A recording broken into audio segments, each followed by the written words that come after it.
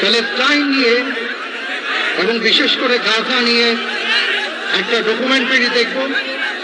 এরপরে আমাদের মঞ্চে সম্মানিত যে সকল আমন্ত্রিত অতিথিবৃন্দ আছেন তাদেরকে আমরা মঞ্চে আসার আহ্বান জানাবো। এ পর্যায়ে আসুন আমরা ফিলিস্তিন নিয়ে একটা ডকুমেন্টারি দেখি।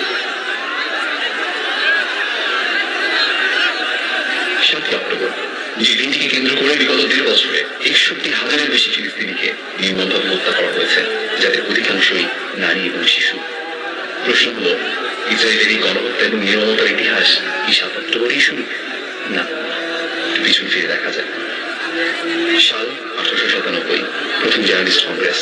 ফিওডর হেrzl নামে একজন অস্ট্রীয় হাঙ্গেরীয় সাংবাদিক ইউরোপের ব্যাপক অ্যান্টিসেমিটিজমের কথা তুলে ফিলিস্তিনে একটি ইহুদি মাতৃভূমি প্রতিষ্ঠার কথা বলে আসছেন।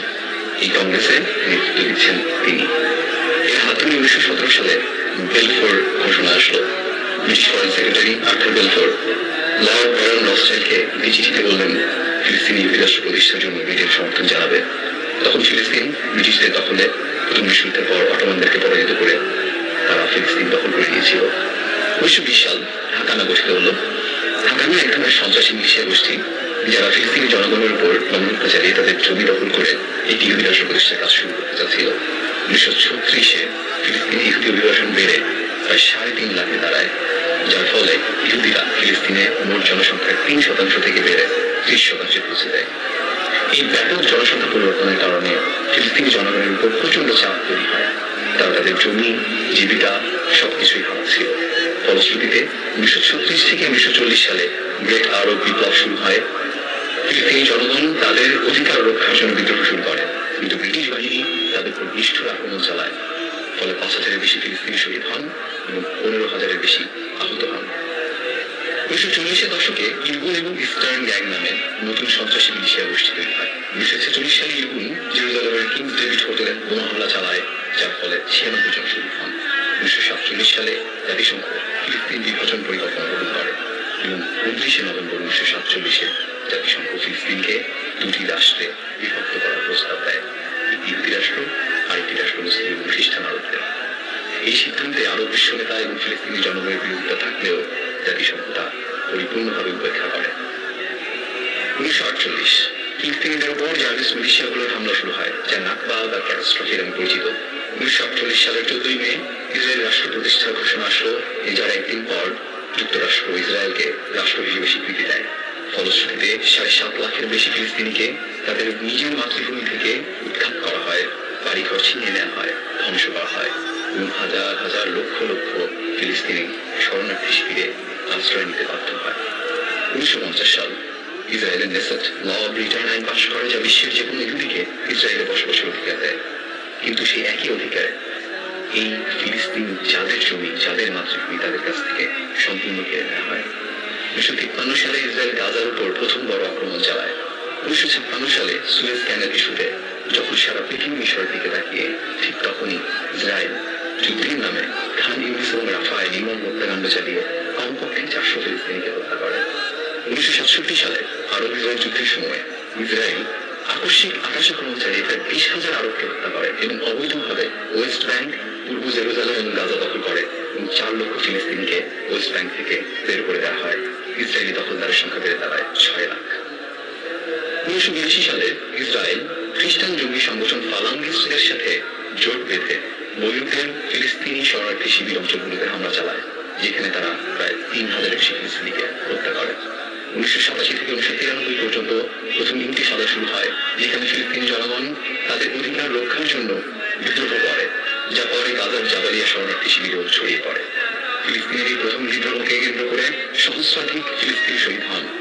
এরপর 1993 সালে ইসরায়েল এবং পিএলও অস্ত্র চুক্তি স্বাক্ষর করে, কিন্তু আশার প্রদীপ বেশি দিন টেকেনি। ঠিক 1 বছর পরেই একজন ইসরায়েলি দখলদার হেব্রনের আল ইব্রাহিমি মসজিদে হামলা করলে সালাতরত 29 জন ফিলিস্তিনি শহীদ হন। 2000 সালের 28 সেপ্টেম্বর অ্যারিয়েল শ্যারন 1000 ইসরায়েলি সৈন্য নিয়ে আল আকসা মসজিদে হামলা করে। এই হামলা ফিলিস্তিনকে নিয়ে ইসরায়েলের দৃষ্টিভঙ্গি পরিষ্কার করে তোলে, যা শুধুই ফিলিস্তিনদের প্রতি ঘৃণা এবং দখলদারিত্বকে কেন্দ্র করে বিচরণ করছিল। সঙ্গত কারণেই শান্তি চুক্তিগুলো নিয়ে দুর্ভোগ ছিল না ইসরায়েলের। দ্বিতীয় ইন্তিফাদা শেষে প্রায় 5,000 ফিলিস্তিনি শহীদ হন, যার মধ্যে ছিল 1200 শিশু। এবং গুড়িয়ে দেওয়া হয় 5,000-এর বেশি ফিলিস্তিনি ঘরবাড়ি।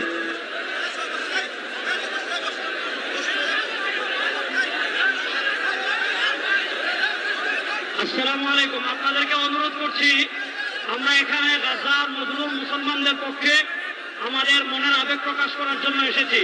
আমরা পুরো পৃথিবীর কাছে গাজায় যে স্মরণকালের নিকৃষ্ট গণহত্যা চলছে সেটার ব্যাপারে আমাদের বাংলাদেশি মানুষের প্রতিবাদ জানানোর জন্য এসেছি। সুতরাং আমরা প্রত্যেকেই স্বেচ্ছাসেবক।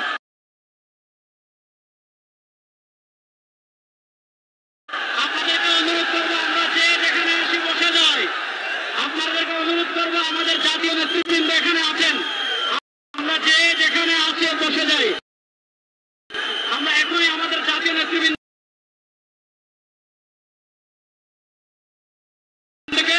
আমরা আমাদের স্টেজে ডেকে নেব। আমাদের স্টেজে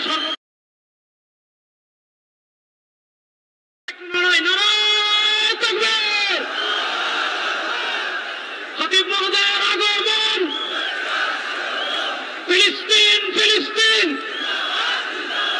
ফিলিস্তিন ফিলিস্তিন।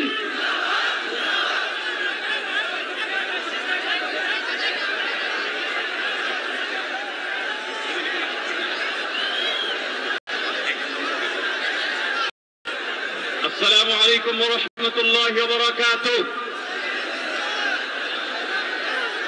সম্মানিত উপস্থিতি,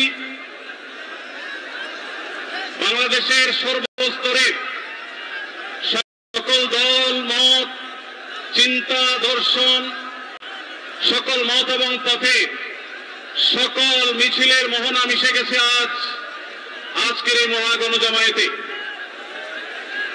সম্মানিত উপস্থিতি, আপনারা যারা দূর দূরান্তে অবস্থান করছেন, আপনারা প্রত্যেককে আমরা বিনীতভাবে সহনশীল আচরণ করবার জন্য বিনীতভাবে অনুরোধ করছি। অনুগ্রহ করে সবাই শান্ত হন। খুব সামান্য সময়ের মধ্যে পুরো অনুষ্ঠান পরিসমাপ্তির দিকে আমরা যাব ইনশাআল্লাহ। আমরা আপনাদেরকে বিনীতভাবে অনুরোধ করছি, আপনারা আশেপাশে কেউ অসুস্থ হচ্ছে কিনা তাদের দিকে লক্ষ্য করে। বাংলাদেশের সকল দল মত চিন্তা দর্শনের মানুষ মাজলুম ফিলিস্তিনি এবং মাজলুম গাজার মানুষের পাশে আছে, সহাবস্থান করছে। এক কাতারে দাঁড়িয়ে আজ বিশ্ববাসীকে আমরা দেখিয়ে দিতে চাই, আমাদের মধ্যে বিভিন্ন বিষয়ে চিন্তাগত মত পার্থক্য ভিন্নতা থাকতে পারে, কিন্তু মাজলুম ফিলিস্তিনিদের স্বাধীনতা, তাদের অধিকার, গাজার মানুষদের বিরুদ্ধে জুলুম বন্ধের দাবিতে আমরা প্রত্যেকটা বাংলাদেশের মানুষ ধর্ম বর্ণ নির্বিশেষে আমরা প্রত্যেকে তাদের সাথে সংহতি প্রকাশ করছি।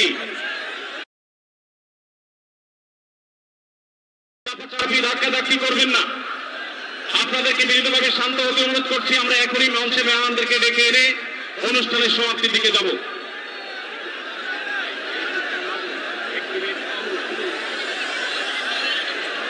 আসসালামু আলাইকুম ওয়া রাহমাতুল্লাহি ওয়া বারাকাতুহু। আমাকে আজকের এই জনসমুদ্রকে শান্ত করার জন্য বলা হয়েছে। আমি জানি না আপনারা কি শান্ত হবেন না অশান্ত হয়ে যাবেন। বৃহস্পতি মার্চ করতে যে লাঠি গুতা উষ্টা সব আমরা খেয়েছি, তারপরেও আজকের এই সোহরাওয়ার্দী উদ্যানের এই গণজামায়াতে এই জনতার মহাসমুদ্রে উপস্থিত হয়ে আমরা বুঝতে পেরেছি আজকের এই মহাসমুদ্র জনসমুদ্র ফিলিস্তিনের প্রতি, আল আকসার প্রতি বাংলাদেশের জনগণের ভালোবাসার বহিঃপ্রকাশ। ভৌগোলিকভাবে আমরা ফিলিস্তিন থেকে অনেক দূরে হতে পারি, কিন্তু আজকের এই জনসমুদ্র প্রমাণ করে আমাদের এক একজনের হৃদয়ে বুকের ভিতরে বাস করে এক একটা ফিলিস্তিন। আমাদের হৃদয়ে বাস করছে এক একটা গাজা, আমাদের হৃদয়ে বাস করে এক একটা আল-কুদস। চিৎকার করে বলে আমরা আজকে সংহতি প্রকাশ করবো আমাদের মুসলিম ভাইদের উদ্দেশ্যে। এক আওয়াজে আমাদের কণ্ঠকে উচ্চকিত করে অতিথি থেকে শুরু করে অডিয়েন্সের সবাই আল্লাহু আকবার ধ্বনি দিয়ে সোহরাওয়ার্দী উদ্যানের এই ময়দানকে আমরা কাঁপাতে রাজি আছি না নাই? নারে তাকবীর, নারে তাকবীর, দিন ইসলাম, দিন ইসলাম, ফিলিস্তিন, ফিলিস্তিন, আল কুদুস, আল কুদুস, ফিলিস্তিন, ফিলিস্তিন, আল কুদুস, আল কুদুস। আমার ভাই শহীদ কেন? জাতিসংঘ জবাব চায়। তাদের গণহত্যা কেন? জাতিসংঘ জবাব চায়। আমি যা বলি আমার সাথে আওয়াজ করে ইংরেজিতে স্লোগান করুন, free free Palestine, free free Palestine, free free Al Aqsa, 1 2 3 4, genocide no more, from the river to the sea, Palestine will be free. নারে তাকবীর। وما علينا إلا البلاغ. والسلام عليكم ورحمة الله وبركاته.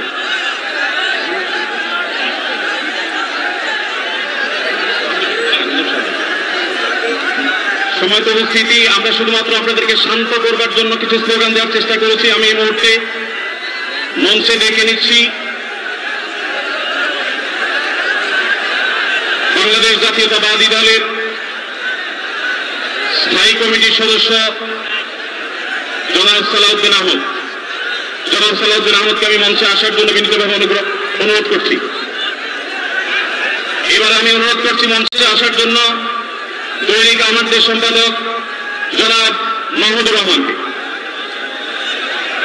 এবার আমি অনুরোধ করছি মঞ্চে আসার জন্য বাংলাদেশ জামাত ইসলামীর সেক্রেটারি জেনারেল অধ্যাপক মিয়া গোলাম পরোয়ার। এবারে আমি মঞ্চে ডেকে নিচ্ছি ইসলামী আন্দোলন বাংলাদেশের নায়েবে আমির মুফতি ফয়জুল করিম হাফিজাহুল্লাহকে বিনীতভাবে মঞ্চে আসার জন্য ওদেরকে অনুরোধ করছি। এবার আমি মঞ্চে আসার জন্য অনুরোধ করছি বাংলাদেশ খেলাফত মজলিসের মাননীয় আমির জনাব মাওলানা মামুনুল হক হাফিজাহুল্লাহকে মঞ্চে আসার জন্য বিনীতভাবে অনুরোধ করছি। জনাব মাহমুদুল হাসান সোহাগকে মঞ্চে আসার জন্য বিনীতভাবে অনুরোধ করছি। জনাব লতিফুল ইসলাম শিবলিকে মঞ্চে আসার জন্য বিনীতভাবে অনুরোধ করছি। প্রফেসর মুখতার আহমদকে মঞ্চে আসার জন্য অনুরোধ করছি। হযরত মাওলানা মুফতি সাফায়াত হোসেনকে মঞ্চে আসার জন্য বিনীতভাবে অনুরোধ করছি। হেফাজতুল ইসলাম বাংলাদেশের মহাসচিব হযরত মাওলানা সাজিদুল ইসলাম সাহেব হাফিজাহুল্লাহকে মঞ্চে আসার জন্য অনুরোধ করছি। এনসিপির অন্যতম নেতা জনাব হাসরাত আব্দুল্লাহকে মঞ্চে আসার জন্য অনুরোধ করছি। জনাব নুরুল হক নূর ভাইকে, গণ অধিকার পরিষদের নুরুল হক নূর ভাইকে। এরপরে আমি বাংলাদেশ জাতীয়তাবাদী দলের অন্যতম নেতা শহীদুদ্দিন চৌধুরী অ্যানিকে মঞ্চে আসার জন্য বিনীতভাবে আহ্বান করছি। এরপরে ইসলামী আন্দোলন বাংলাদেশের মহাসচিব অধ্যক্ষ ইউনুস হাফিজাহুল্লাহকে আমি মঞ্চে আসার জন্য বিনীতভাবে অনুরোধ করছি। এরপরে নেসারাবাদের বিশাল হযরত মাওলানা খলিলুর রহমানকে মঞ্চে আসার জন্য অনুরোধ করছি। এরপরে মাওলানা রফিকুল ইসলাম খান ভাইকে মঞ্চে আসার জন্য বিনীতভাবে অনুরোধ করছি। তারপরে মঞ্চে আসার জন্য আমি বিনীতভাবে অনুরোধ করছি হযরত মাওলানা হাসান জামিল হাফিজাহুল্লাহকে, হযরত মাওলানা জুনায়েদ আল হাবিব হাফিজাহুল্লাহকে, মুফতি মিজানুর রহমান সাঈদ হাফিজাহুল্লাহকে মঞ্চে আসার জন্য বিনীতভাবে আহ্বান করছি। কবি মহিব খানকে মঞ্চে আসার জন্য আহ্বান করছি। কাজী আহমদ বিন ইউসুফ ভাইকে মঞ্চে আসার জন্য অনুরোধ করছি।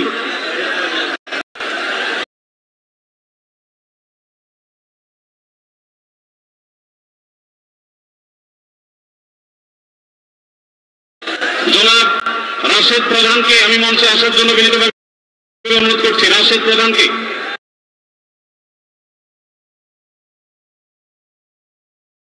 মজলিসের মহাসচিব জনাব অধ্যাপক আহমদ আব্দুল কাদেরকে মঞ্চে আসার জন্য অনুরোধ করছি।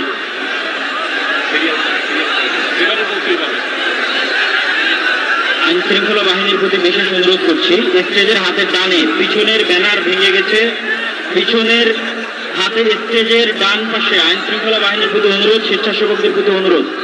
আমি ফাকুল মাদারিসুল আরাবিয়া সম্মানিত মহাসচিব আল্লাহ মাহফুজুল্লাহ হাফিজাহুল্লাহকে মঞ্চে আসার জন্য অনুরোধ করছি। আমি মঞ্চে আসার জন্য অনুরোধ করছি আমাদের এবি পার্টির সম্মানিত সভাপতি মঞ্জু ভাইকে মঞ্চে আসার জন্য অনুরোধ করছি। আমি ডাক্তার নুরুল ইসলাম বুলবুল ভাইকে মঞ্চে আসার জন্য অনুরোধ করছি। আমাদের বাংলাদেশ জামাতে ইসলামী ঢাকা মহানগরীর দক্ষিণের সভাপতি আমাদের শফিকুল ইসলাম মাসুদ ভাইকে মঞ্চে আসার জন্য অনুরোধ করছি। আমাদের ইসলামী আন্দোলনের যুগ্ম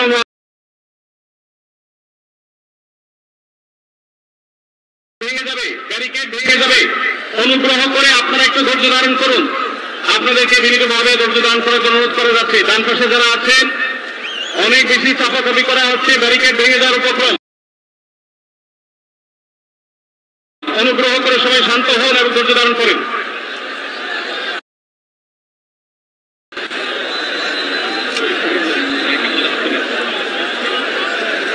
আমি মঞ্চে আসার জন্য অনুরোধ করছি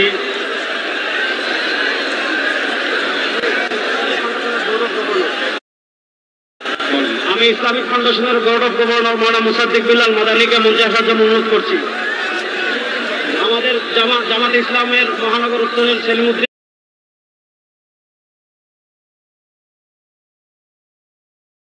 মমতাকে মঞ্চে আসার জন্য অনুরোধ করছি।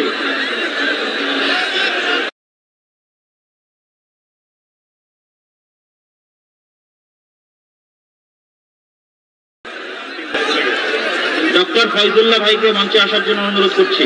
ডক্টর ফয়জুল্লাহ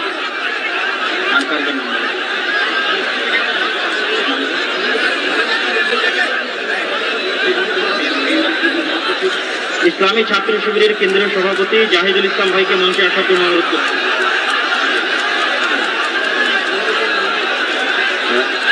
বাংলাদেশ জামাত ইসলামের নুরুল ইসলাম বুলবুল ভাইকে মঞ্চে আসার জন্য অনুরোধ করছি। বাংলাদেশ জামাত ইসলামের নুরুল ইসলাম বুলবুল ভাইকে। ঢাকা মহানগর দক্ষিণের আমির বিএনপির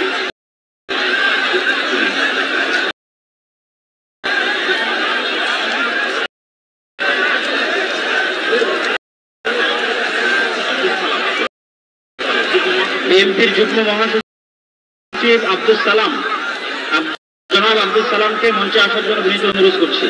বাংলাদেশ জাতীয়তাবাদী দলের যুগ্ম মহাসচিব জনাব আব্দুল সালাম।